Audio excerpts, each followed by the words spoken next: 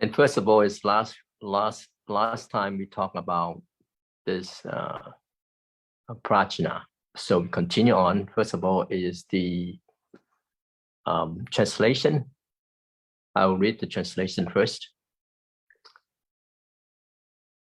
Virtuous friends, all prajna wisdom is generated from the self-natures. It does not enter us from outside. Do not err in its function. It's called the spontaneous functioning of the true nature. When the one, which is mind, is true, all things are true. When your mind are considering the great affair, you will not practice the small path. Do not be always speaking of emptiness with your mouth without cultivating the practice in your mind. That would be like an ordinary person claiming to be a king. You will never attain anything. This way, such persons are not my disciples. So that is the direct translation. Of course, we need to clarify it a bit more. So in here, the sixth prayer track address all the audience as virtuous friends.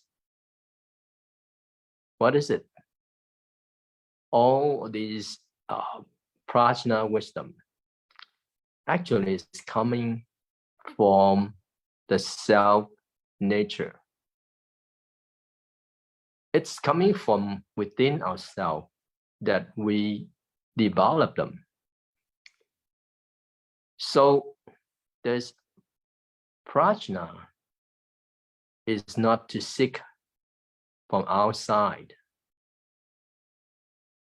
And if you take this prajna, this wisdom, as some kind of mystical response, and thinking that it is from someone, some kind of God, or Buddha, or Bodhisattva that is giving it to us. Or if you take this self-nature as having form, having shape, and you seek after it, then it is the wrong understanding. Now, what about this self-nature? It is the pure mind. It is within ourselves, and it is completed to everyone. All you need to do is practice to develop your self-nature and to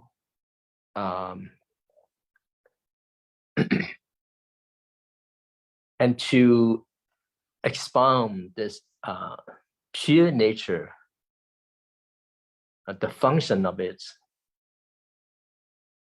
the function of this pure nature.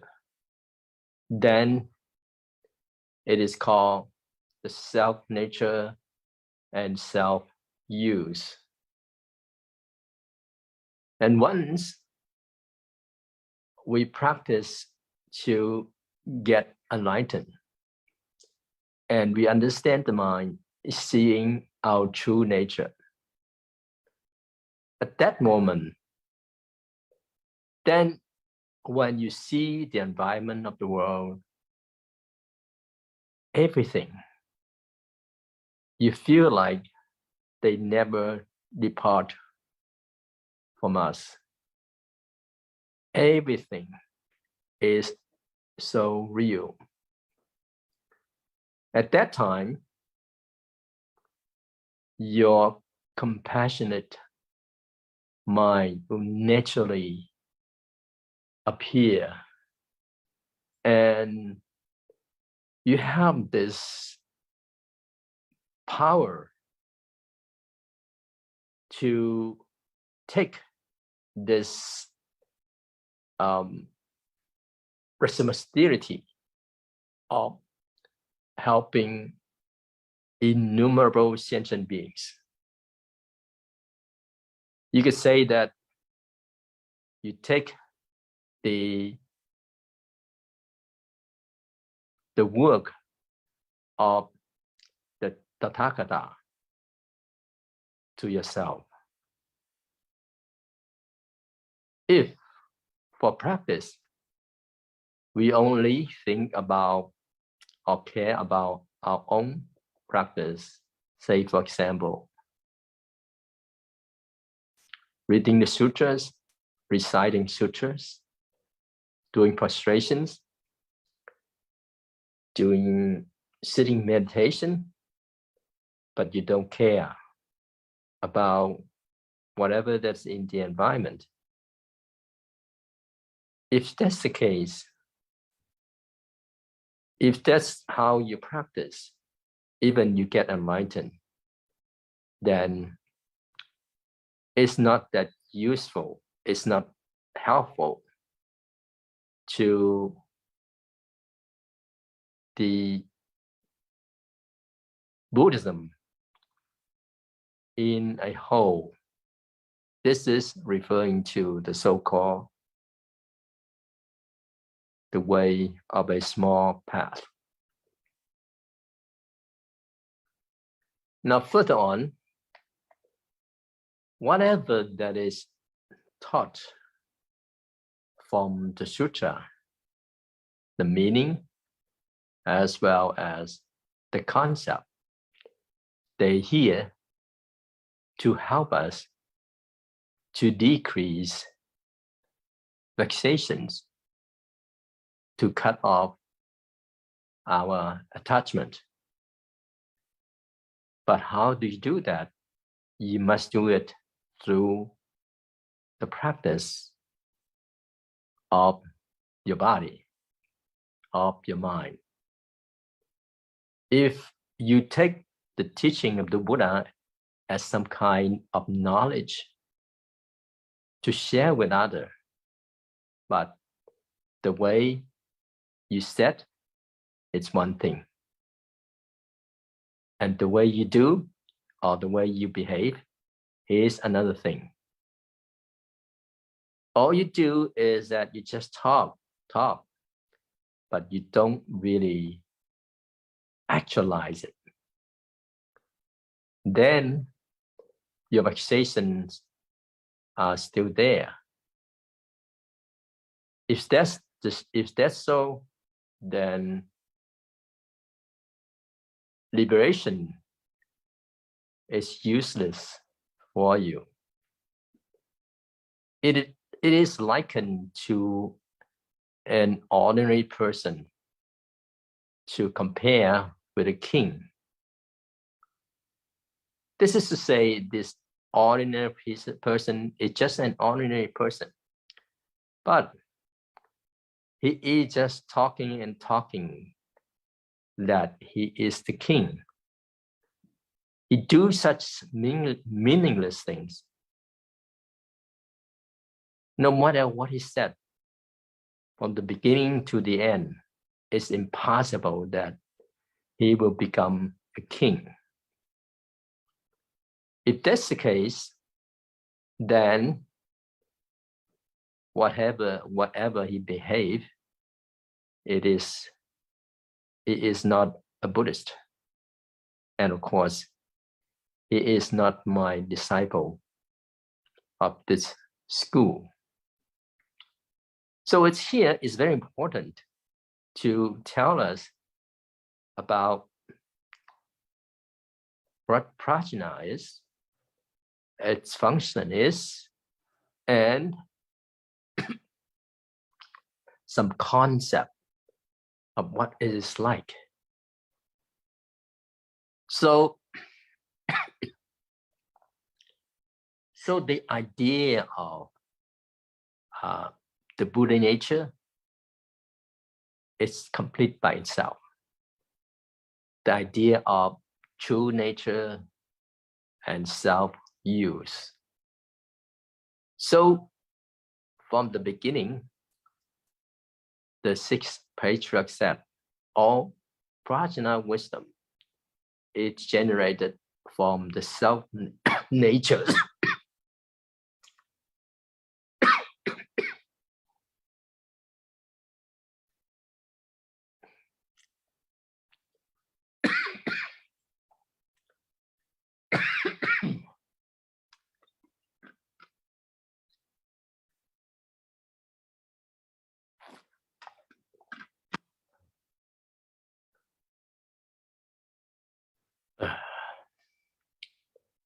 It does not enter us from outside. To not err in its functioning is called the spontaneous functioning of the true nature.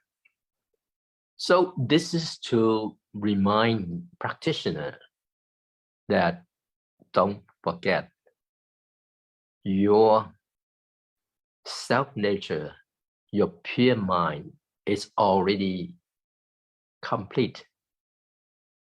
Don't look from outside earnestly to find another so-called something purity.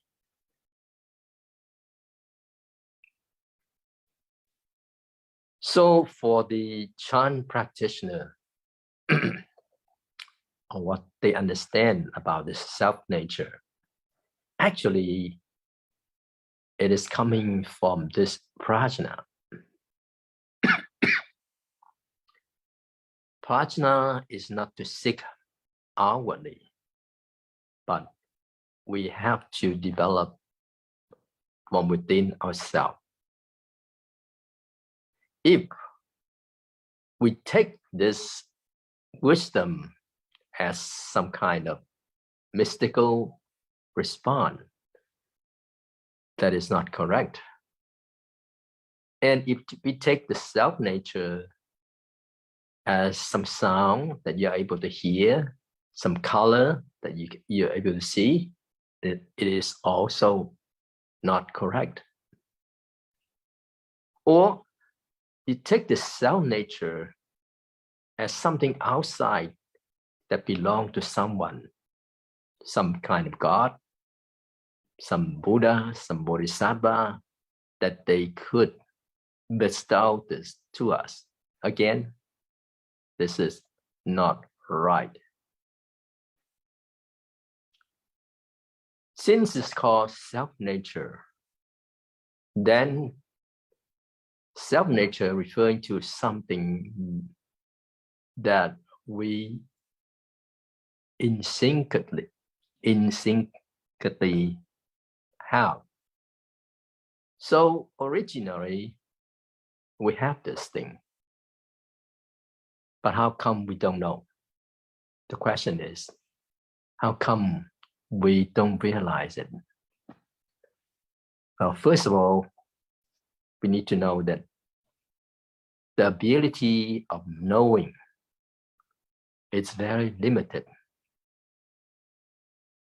And even whatever that we have, and we are not clear and we don't know.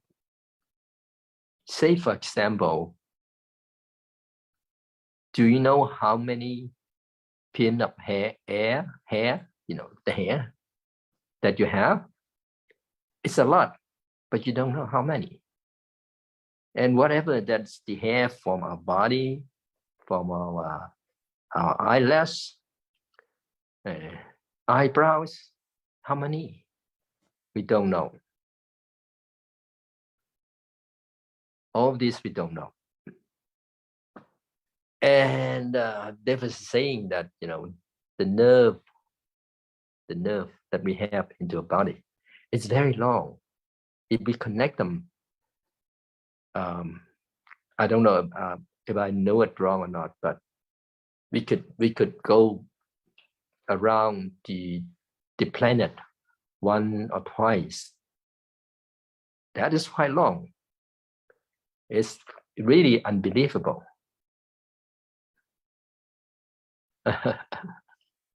So the thing that we know are too many, a lot.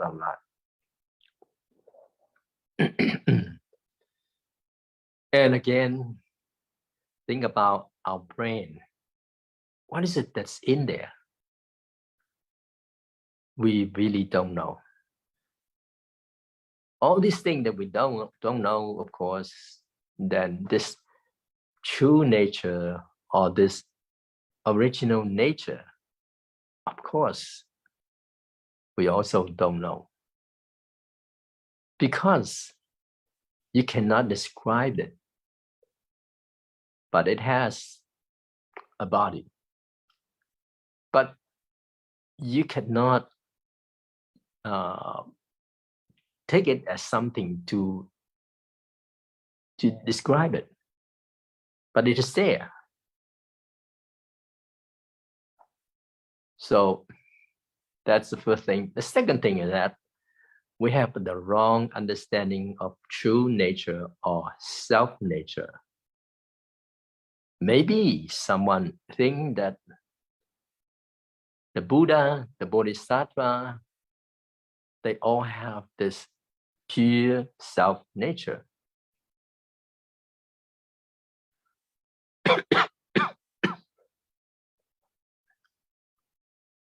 So, I'm sorry.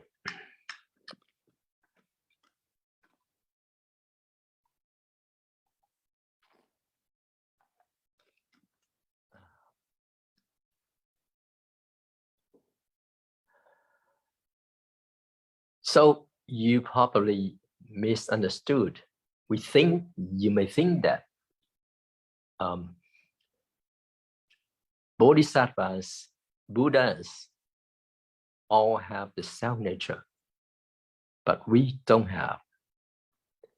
But once we believe in the Buddha or in the teaching of the Buddha, then will we enter into the self-nature of the Buddha, and it's called the Buddha nature. But that is one wrong understanding. And then another thing is that as long as you learn from the Buddha, from the teaching, then the Buddha is in your body. There are people who said that before I believe in the Buddha, I don't have self-nature because I'm a sentient being. After believe in the Buddha, then the Buddha nature is within me because I'm very close to the Buddha. Then the Buddha will stay in me. Then I'll be the same with the Buddha. And again, this is not right.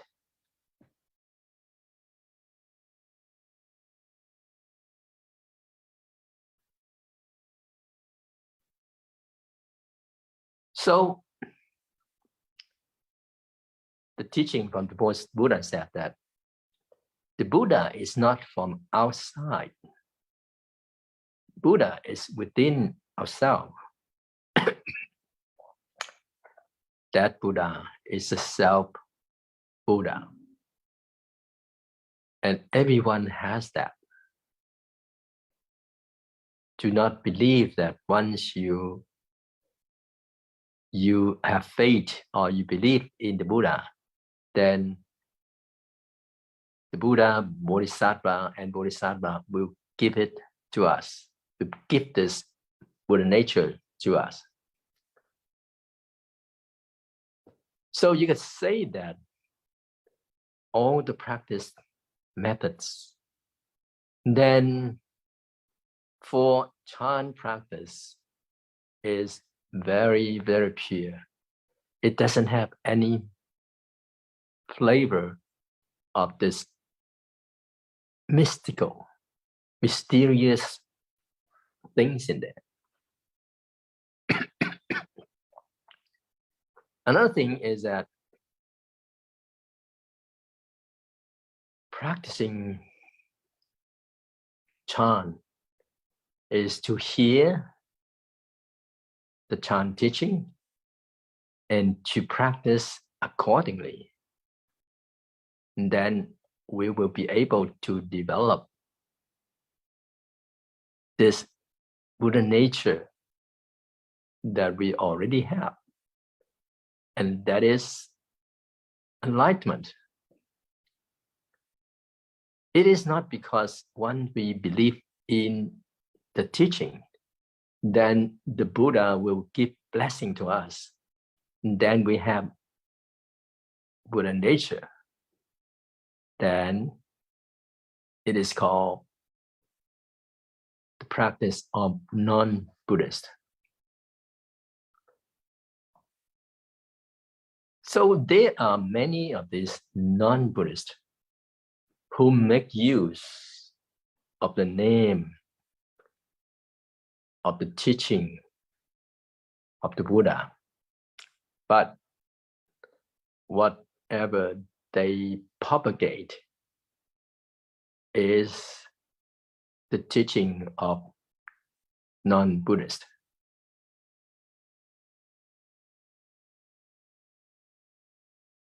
And then even more, then they use the image, the outlook of the teaching of the Buddha to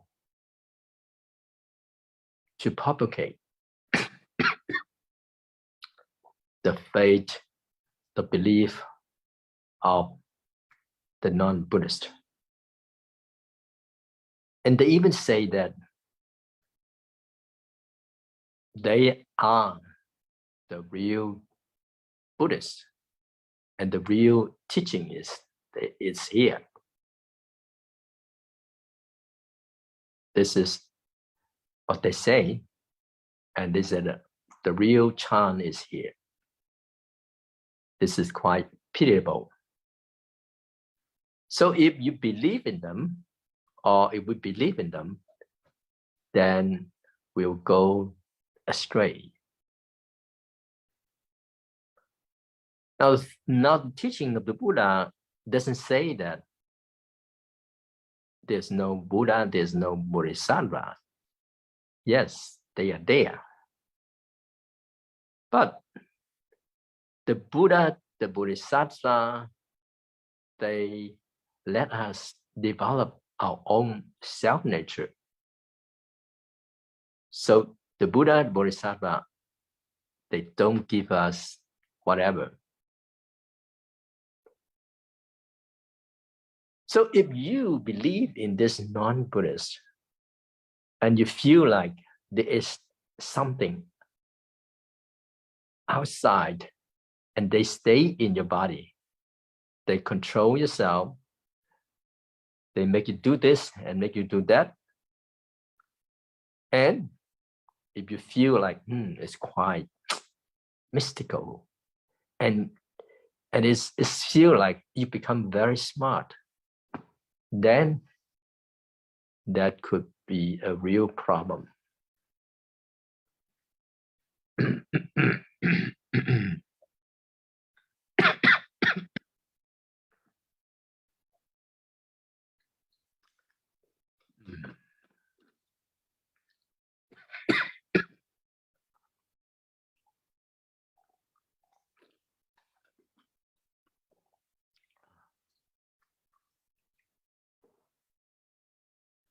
Another thing is that not to act and show overconfidence in oneself. Well, in general, we think that we have to believe in ourselves. If we don't have faith in ourselves, or we don't have confidence in ourselves, then we can't do anything. But in the Platform Sutra, it said that we should follow and do as the teaching said, to understand it. Then afterward, you behave like that. Then you could affirm yourself, and then you will give rise to this self-confidence.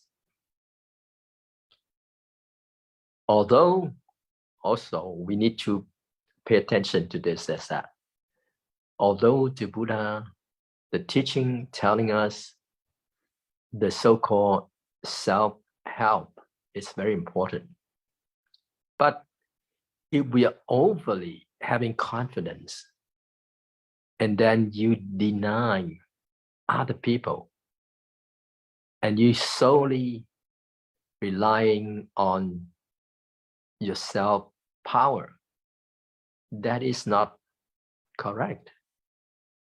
It will become like overconfidence in oneself, and you will hold on so much to your own opinions, and you may have the inverted view. Then it could be a problem too. So overly having confidence in yourself, then it's possible that you become misanthrope and trouble will come. So for the people who learn from the Buddha, the teachings, we have to show our humble and to use the right view from the teaching. And we also need other people to help us, to guide us, to make use of Buddha Dharma. And also we should believe that the Buddha, the Bodhisattva, and the Dharma protectors, they are here full of compassion to help us. And we also should use this compassion with no enemy. Wisdom do not give rise to vexations. That itself is a very, very good guidance for us. Then in our life, everywhere we feel peace in mind, and everywhere we feel at ease.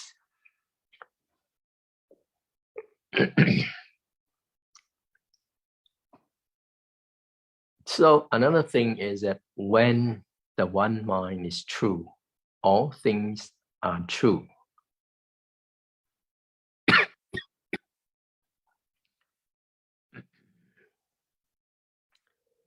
Well, for ourselves, the time that we were born until we get old, we're always seeking for something true.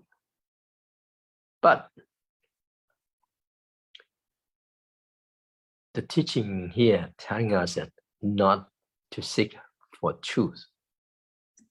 Why? Because all the Dharma of this world, they are illusory. They are temporary.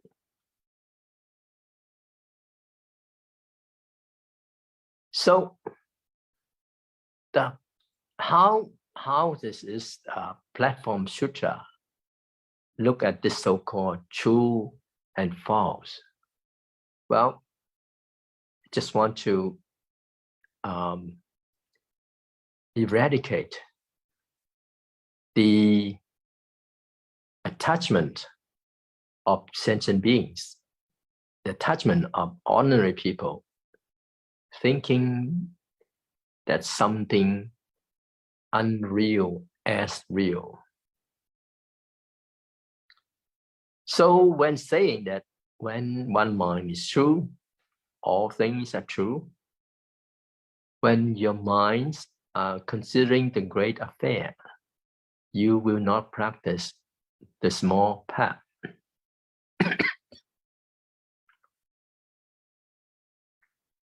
If you realize that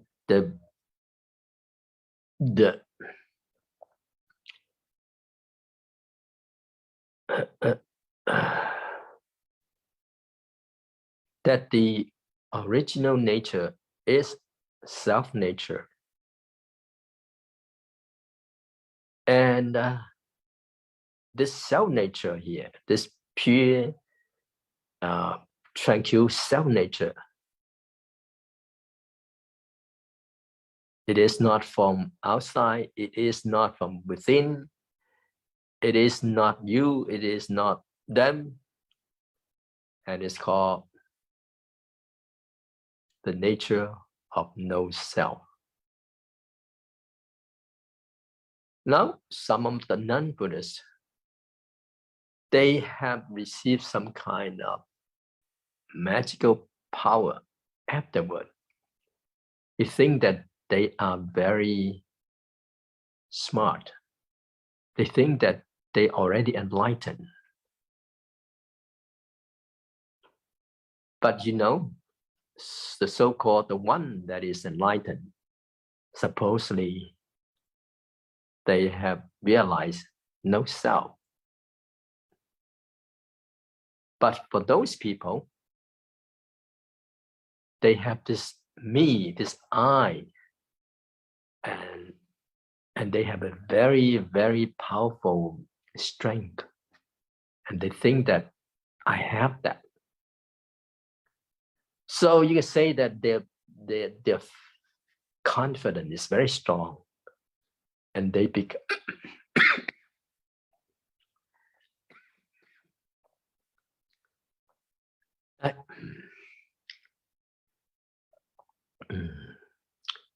and they become very proud and unreasonable. And they think that the truth is with them, and all others are just demons. Whatever they have is the right Dharma.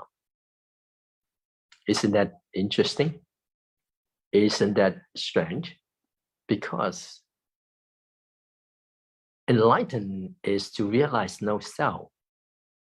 Why is it that after enlightenment, you still have this attitude?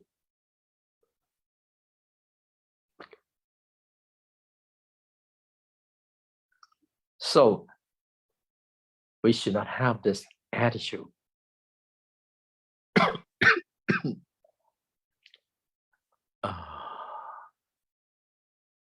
But how could we help these people? Well, if their faith or their confidence is very strong, well, there's no way for you to really help them.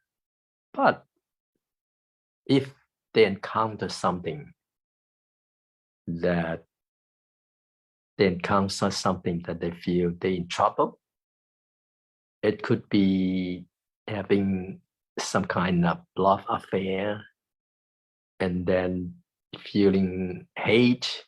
In the beginning, was feeling love and hate, and also they feel very frightened, and they are seeking for something.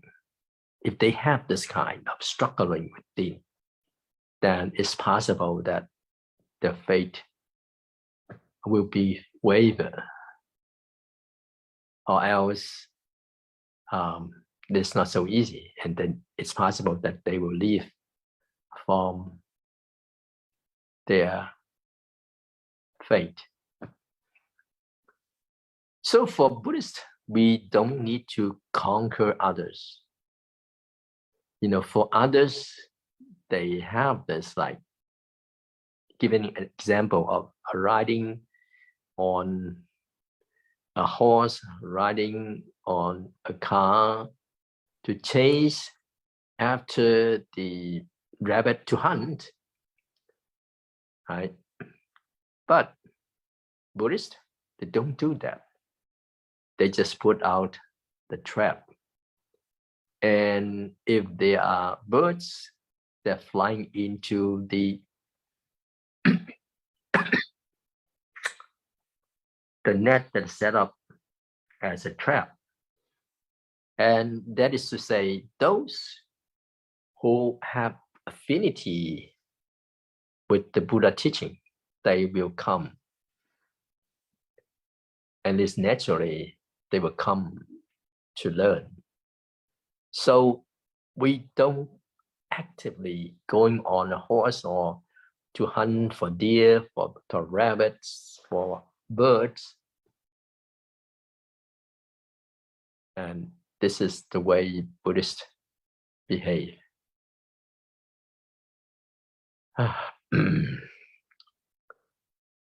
So we will feel safe in the teaching of the Buddha. And of course, we will not believe too much on the outer power, the power from outside. So the thing that say, when the one mind is true, all things are true. Actually, this saying is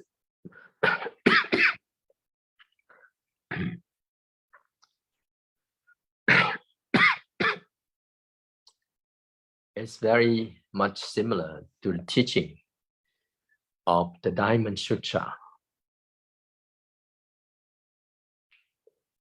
It says that the Tathagata, when he reached the great enlightenment, it's called the Anuttara Samyak Sambodhi. What he sees, everything, every Dharma is the teaching of the Buddha.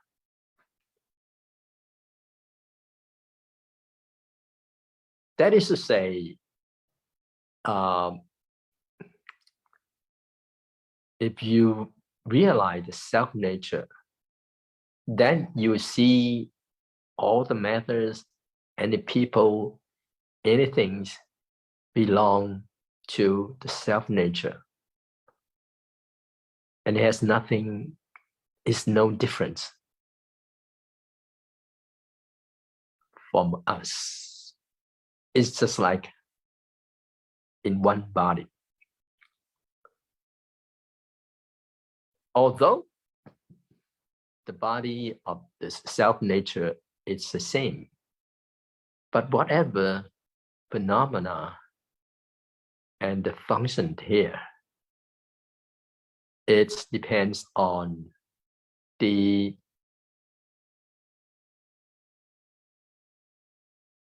karmic root of sentient beings. Whoever that has the causes and conditions to receive blessings, then everyone is out according to their own causes and condition. Therefore, from the phenomena point, they are different. So the so-called seeing the self-nature as completely the same, it doesn't mean that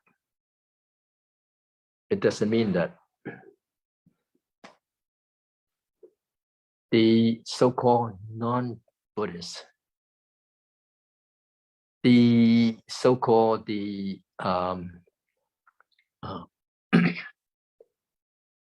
the God for the non-Buddhists. They see it that everyone is created by themselves.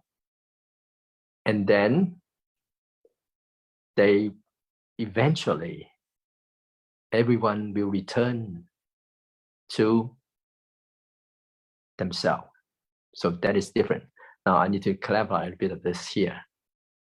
When talking about this self-nature, it's the same when we realize, but it is not as if how the non-Buddhists see from themselves, because they think that the God create everything, and then eventually everything will return to them. That kind of belief is different from the one we are talking about here, about seeing, realizing the self-nature in the perspective of Buddhism.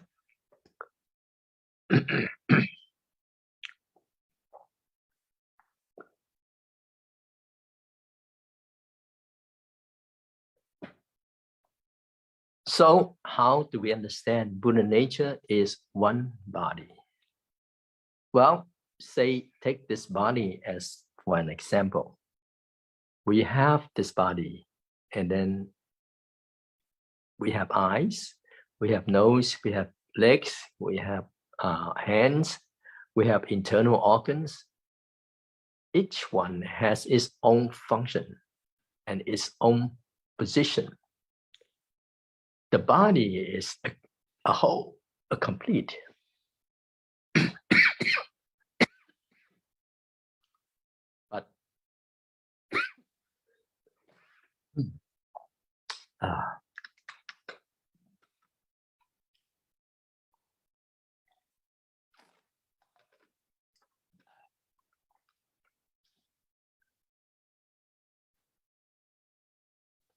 But within themselves, each part is different. It is not likened to taking all these, internal organ of self, our eyes, our ears, and things like that, and then you use a blender to blend them together, and they become one. This sounds like it's horrible, right? So all sentient beings have different karmic root. So they all have different blessings, causes, and conditions. They're different, and they have different encounters. And once they reach Buddhahood, because in the causal ground that they give rise to different vows. So whatever that is, the vow that is they are making from the beginning will become the retribution land of that Buddha. That is to say, all the pure land of each Buddha is different. And what about sentient beings? Sentient beings also have different subject. Subject here means like if you go to the university, then there are political university, there are cultural university, there are art university, and over there, the system are different, and then whatever that is, you are receiving the training is different, and you may become a very important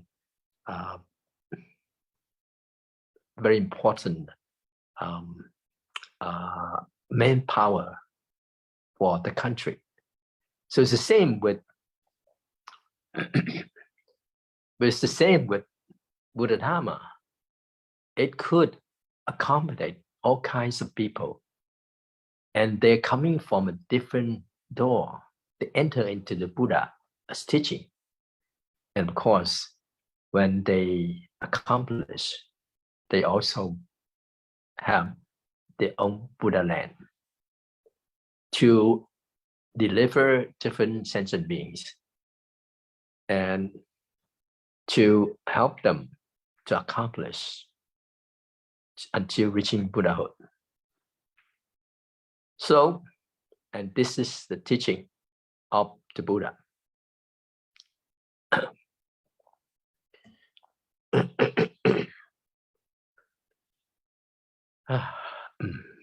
Sorry.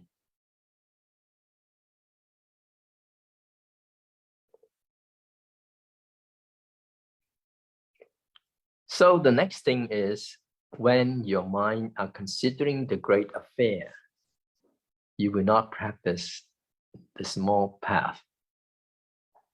But we need to know our capacity of the mind is boundless.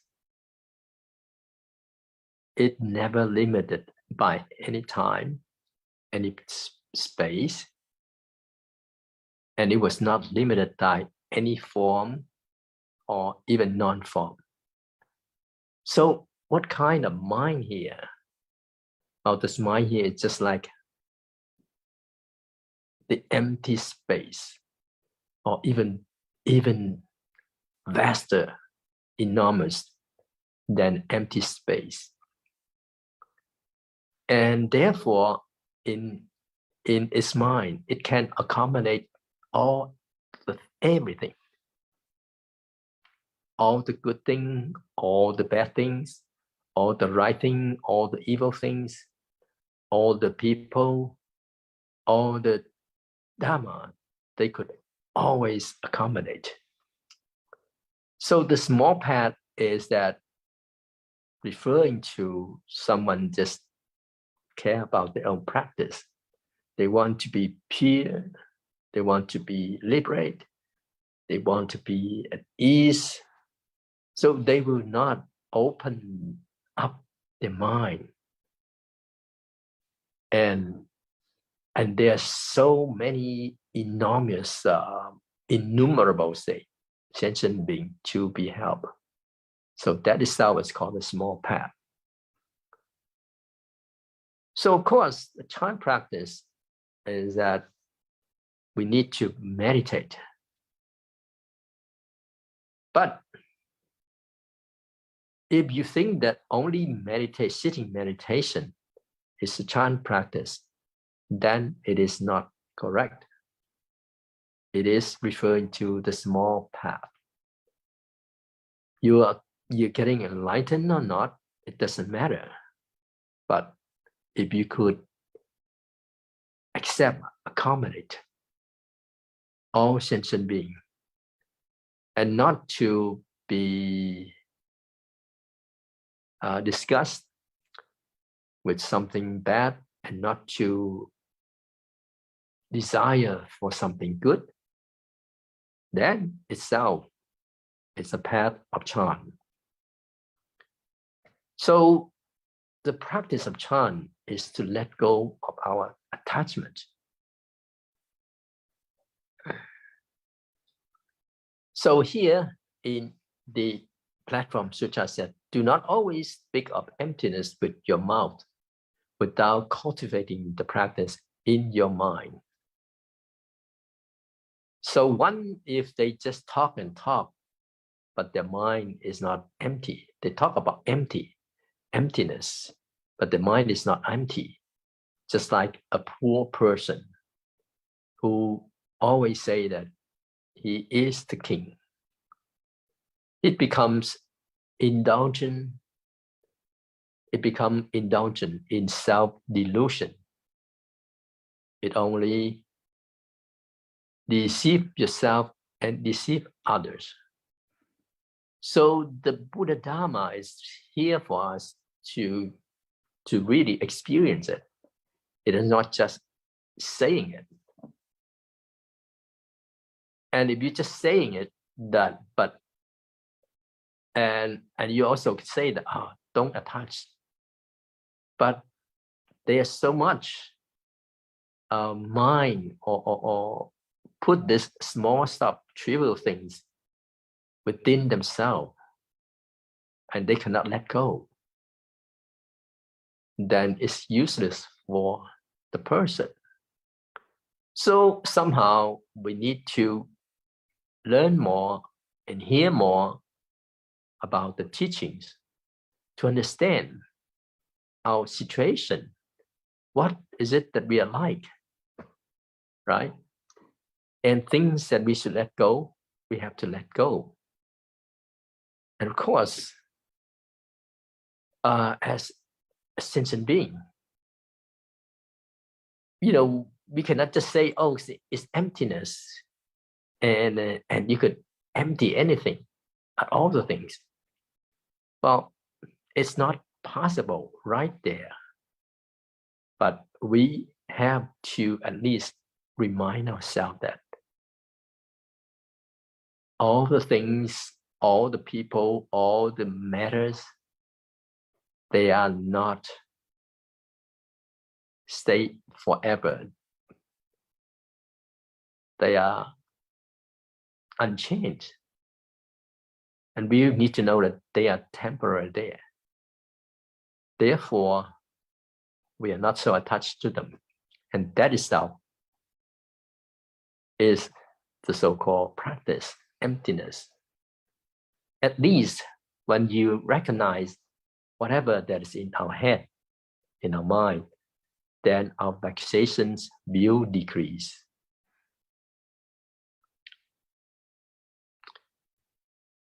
Okay, so I will stop here this time.